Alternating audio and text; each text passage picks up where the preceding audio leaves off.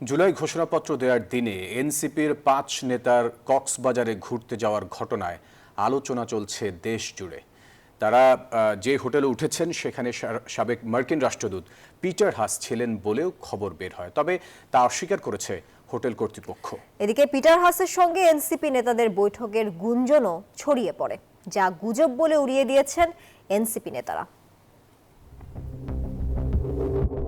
৫ August বেলা 12:30 কক্সবাজারে সিপাল হোটেলের CC ক্যামেরার ফুটেজ। জাতীয় নাগরিক পার্টির কেন্দ্রীয় নেতা হাসনাত আব্দুল্লাহ, সার্জিস আলম, নাসিরউদ্দিন পাটোয়ারি, তাসনিম জারা ও খালেদ সাইফুল্লাহ প্রবেশ করছেন হোটেলটিতে। ঐতিহাসিক ৫ আগস্ট জুলাই গণঅভ্যুত্থান দিবস। সরকারের আমন্ত্রণে জুলাই পুনর্জাগরণ অনুষ্ঠানে যোগ দিতে সারা দেশ থেকে ঢাকায় এসে সমবেত হাজারো মানুষ।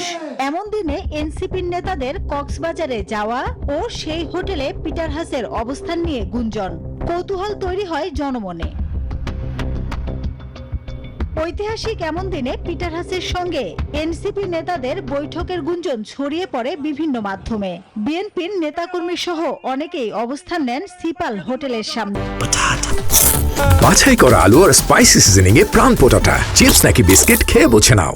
জানান নানা সন্দেহ আর অভিযোগের কথা। এনসিপি কিছু নেতৃবৃন্দ এবং বিদেশি কিছু এজেন্সির লোক এখানে এসেছে বলে আমরা তথ্য পেয়েছি। এখানে গোপন বৈঠকের সম্ভাবনা তৈরি হয়েছে, আমাদেরকে সন্দেহান করে চলেছে। তারা হঠাৎ করে এরকম একটা রক্তাক্ত দিনে তারা কেন এখানে গোপনে বৈঠকে আসবে, সেরকম আমরা সন্দেহান। এনসিপির যুগ্ম সদস্য সচিব নাসিরউদ্দিন পাটোয়ারি মোবাইল ফোনে বলেন, পিটার হাসের সঙ্গে বৈঠক নিয়ে যেসব খবর ছড়ানো হচ্ছে তার পুরোটাই গুজব। আর হোটেল কর্তৃপক্ষ জানায় তাদের আবাসনে কোনো বিদেশি অতিথি নেই। এটা সম্পূর্ণ গুজব। আমরা ঘুরতে আসছিলাম পিটার হাসের সাথে, এগুলা মানে এখানে এসে আমরা হোটেলে চেক ইন করে এরকম একটা নিউজ দেখলাম। এটা সম্পূর্ণ গুজব, এই ধরনের কোনো কিছুই না, জাস্ট আমরা ঘুরতে আসছিলাম। আমি lieutenant commander Kamruzzaman, chief security officer, Seapearl beach resort and spa. আমাদের হোটেলে আজকে পিটার হাস তো নয়, কোনো বিদেশি অতিথি আমাদের হোটেলে নাই। জুলাই গণঅভ্যুত্থান দিবসে এমন ঘটনায় সামাজিক যোগাযোগ মাধ্যমে চলছে আলোচনার ঝড়। মাসুদা লাবনী, নিউজ 24, ঢাকা।